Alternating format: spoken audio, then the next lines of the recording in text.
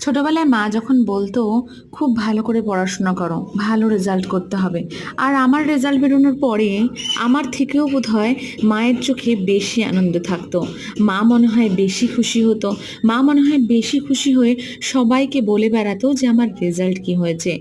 গানের পরীক্ষা, নাচের পরীক্ষা কিংবা আঁকার পরীক্ষা, সব পরীক্ষাতেই মা যেন এক অধীর আগ্রহে অপেক্ষা করত সেই রেজাল্টের, যে পরীক্ষা আমি দিয়ে এসেছি।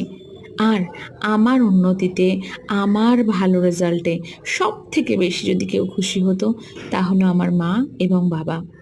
আজ আমি সন্তানের মা, আর সেই সন্তানের মা হয়ে একথা রন্ধে রন্ধে উপলব্ধি করছি, যখন সন্তান স্টেজে থাকে তখন সেই স্টেজ থেকে তার পারফরমেন্সের প্রত্যেকটা ওয়ার্ড কিভাবে মায়ের বুকের মধ্যে এক একটা করে তরঙ্গ সৃষ্টি করে।